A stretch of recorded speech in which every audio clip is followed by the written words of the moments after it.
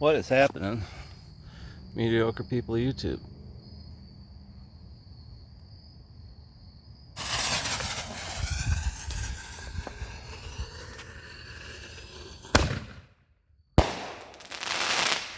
Yeah. Oh man, how can you not do that twice? Alright, I'll stand back. I'm gonna do it again.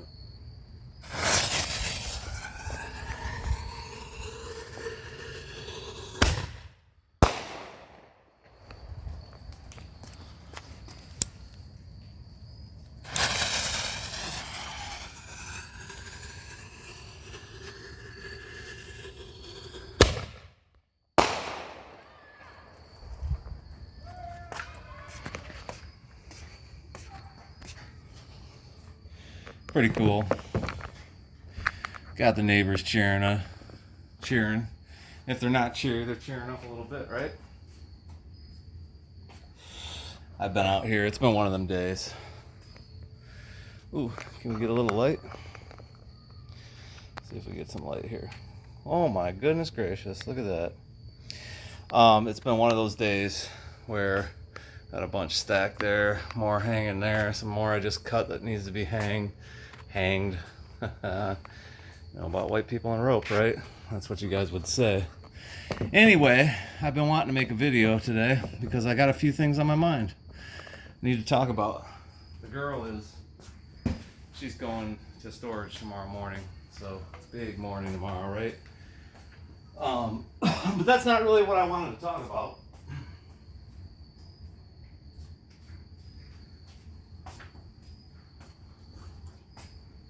What I want to talk about first is Zakk Wylde. Okay, I don't know if this camera, I hope I'm in frame. It doesn't look like it. It looks like I need to tilt a little bit, something like that. Okay, so the first thing I wanted to chat with you guys about is Zakk Wylde, okay? Who is, in my opinion, the least talented guitar player Ozzy's ever had.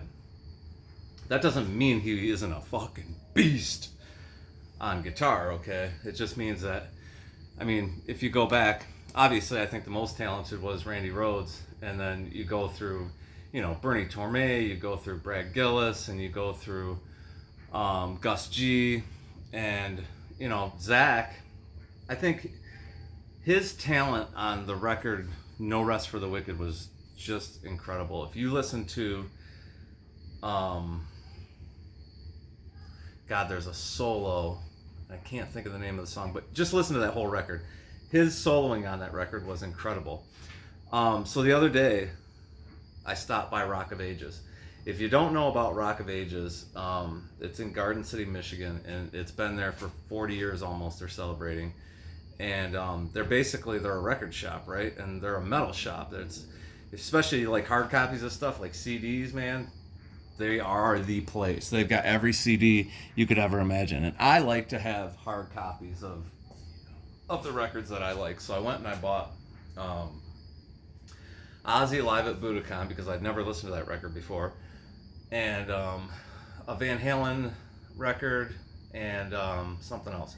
But I put on Live at Budokan, and I'll tell you what, Zakk Wylde inspired, every time I listen to him, especially live, he inspires me to go home, hook up my amplifiers, turn them up to 11, and just play that way. Live at Budokan, he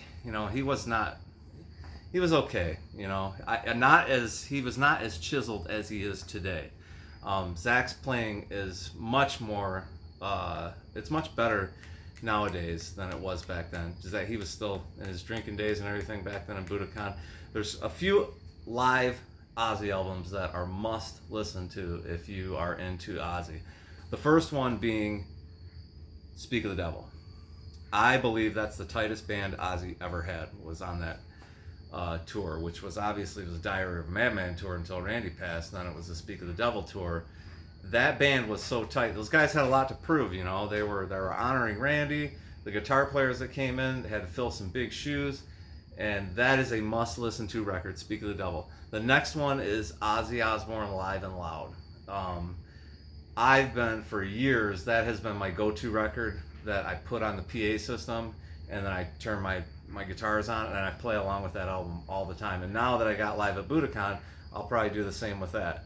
I've been jamming those songs all my life, and it's really fun to put that on the PA and just jam along with everything. But man, I'll tell you what, Zakk Wylde inspires me to just crank it up and play that way. And I've been so busy with life happening that I haven't had a lot of time for guitar playing. And man, I'll tell you what, I put on that Live at Budokan and I went home and cranked everything up to 11 and I just jammed that way for about an hour and a half the other day. It felt wonderful. What else did I want to talk about today? That was one of the big ones, is Zakk Wylde. I mean, like I said, I think all in all, Zakk Wylde's probably the least talented guitar player Ozzy's ever had, but he's also he's a beast. It doesn't, not taking anything away from him, I'm just saying that as far as writing musically, the No Rest for the Wicked album, he did some amazing solo work on. The song No More Tears is incredible. That's a good piece, man. I mean, that's really good. It's the slide and everything on that. But other than that, I mean, he didn't write any Randy Rhoads type of stuff. Gus G was certainly a more polished guitar player than Zakk. But anyway, now we're getting into guitar players, which, I've been kind of chasing Van Halen stuff lately, which was something I never did. I never really chased Eddie Van Halen stuff that much. And I'm having a blast with it, really. It comes very natural, especially after chasing Randy all these years. Makes, chasing Eddie's a little more inspiring because it seems to pick it up faster and stuff. Eddie was more, I don't know, Eddie was Eddie, Randy was Randy. It's very technical, and a lot of that stuff can be very difficult to pick up, as can Zakk's stuff on No Rest for the Wicked. That one solo, God, I can't think of the name of the song. No, I know what it is. It's the song Miracle Man. Go listen to that solo. And there's a fill in that solo that's so incredibly fast. It's amazing. And I've heard him do it live, so it's not bullshit. So that's one solo by Zakk that I was really impressed by. Now the neighbors want more fireworks. But anyway, I know what I wanted to talk about. Comcast. Your local cable company, right? So recently, was having trouble with the phone lines, static in the lines, and called Comcast because I couldn't figure it out, and they couldn't figure it out over the phone, so they had to send somebody out. Great. Send the guy out. He says, yeah, man, you need a new modem. The modem's cooked. It's just something wrong with it. So he replaced the modem, and plus he did a couple other things, and boom, all back in business again, right? So get this next bill, and there's an extra $100 fee tacked on for the dude coming out. And I'm like, no. This was your guys' equipment failure. Fuck that, And so call them up, and they're like, oh, okay. So what do they say? They're like, well, would you accept $50 off? No. And it started to make me realize about something I used to talk about on my channel. You can go back and look over the years, maybe 5 years ago even. There was something that I said on my channel about how I thought that at some point Google might make a play to purchase Comcast. And now I see that I was wrong, because Google will not have to make any type of play to purchase Comcast, because Comcast is burying itself with all the streaming and everything that's coming out. There's soon gonna be no need for your local cable service, and they know it, and that's why I believe they're trying to get every penny they can right now. More and more people that I know are just unplugging from Comcast, and they're going to just all streaming. And when I watch television, I watch on-demand stuff. I'm either watching Netflix, I'm watching Max. I used to watch Peacock and Paramount until they started charging for it. Fuck that. By the way, that stock's tanking because nobody wants. They're like, fuck you, dude. You want me to pay for it? So, and that's owned by Comcast. So now I realize I was wrong because Google's not going to have to make a play to purchase Comcast. It's going to be a worthless company soon. And I'm so glad for that, because I cannot wait to see that fucking company go down for all the money they charge and the bullshit they pull. And it's always something. I remember for 24 months straight, every month the bill was fucked up. For 22 years straight, every single month, had to go down there and get the bill straightened out. And it was a disaster. But then we go into this contract, and now you pay this, and now you pay that. But it gets to the point where you're paying $250 for television, internet, and, basically the only thing Comcast is going to provide anymore is an internet service, and that'll probably be going up. They do have an excellent internet service. I will say that. The speeds are incredible. I got the whole, whatever the best one is, and it's great. I mean, I can run all kinds of devices on my stuff and never slow anything down or have any lag or any of that stuff. But shitty company. You want to know what stock Wrecker's investing in? Well, ask me.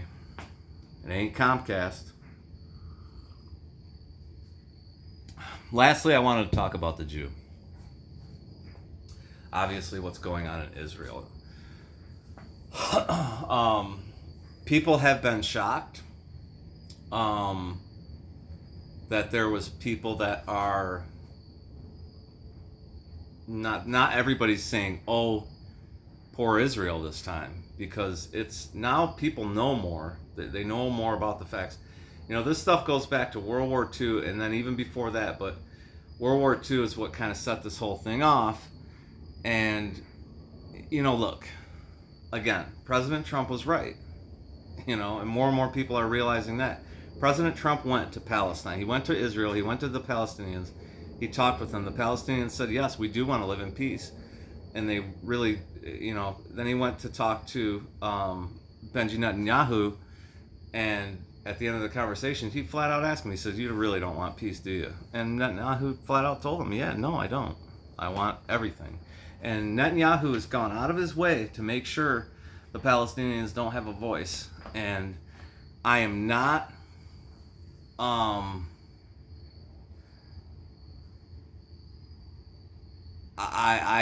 not for all the terrorist acts, and the shit that took place is just fucking disgusting, in my opinion. I don't know why these people came to a point where they're that frustrated. And I know that sounds harsh. And the reason I know that is because on 9/11, on the day, I was riding with two Lebanese dudes from work. We got kicked out of downtown Detroit. They closed the city and they told us we had to leave. So anyway, I was riding home with two Lebanese dudes. And the one dude pointed out, he said, yeah, but he goes, Wrecker, you need to understand, what did the United States do to these people to make them that angry to do something like that? And in that moment, I wanted to grab that guy by the throat and pummel him. And I didn't. And many years later, it came to pass that I found out the truth about what, and I'm not, listen, those attacks were wrong. Those people deserved what they got from the United States. And, but I understand more why those people were frustrated the way they were and how angry they were. I don't understand right now why the Palestinians are as angry. They became that angry that they made those attacks. I mean, those horrible, disgusting, grotesque attacks that they made. I don't know what made them that angry, but I do know that, Benji Netanyahu has gone out of his way to make sure that they do not have a voice. And it's, listen, they don't want to live in peace. It's being portrayed to us as Americans that, oh yeah, the Israelis just want to live in peace, and this was an unprovoked attack and all that, and that's bullshit. I'm sorry, you guys, but that is bullshit. And, a lot of people here in the United States are asleep, and they're just listening to this mainstream media bullshit. But there's also a major sector of people who are awake, and they're saying, hey, listen, man, and people are appalled. They think, oh, you think the Palestinians are right? And everybody's saying, no, nobody agrees with the attacks. I mean, maybe there's some, but nobody agrees with the attacks, but people are more sympathetic to understand that, Netanyahu doesn't want peace with those people, even though that's what he claims he wants. Everybody knows that's not what he wants. So it's, it's a crazy situation. But other than that, man, it's been one of those days. Couldn't sleep last night. And got up today. At some point when I was actually starting to fall asleep around 3 o'clock in the morning, I got a second wind and I started doing shit. And then I was busy with business type stuff, and then I fell asleep in the afternoon for a couple hours. I didn't really have anything on the schedule for today except a whole bunch of stuff that I need to get done for myself, and played a little guitar today. Like I said, man, I'm feeling the Zakk Wylde, man. I mean, the dude inspires me to just crank it up to 11 and jam that way. And that's a good thing. Anything that inspires you to play your guitars, you should do. And I think that's the moral of the story in this video, is that, you know, tell me what inspires you guys to play. Like what? Who do you listen to that makes you go turn on your amplifier and jam? You know, tell me. I mean, I'm really curious about what you guys and what inspires you guys. This girl is going to storage tomorrow morning, and there's gonna be a lot more of this going on, because this ain't the end, man. You know, we got all this, but then we also have these trees back here that are now ready to be trimmed. I mean, they need to be cut sooner rather than later at this point. Peace out.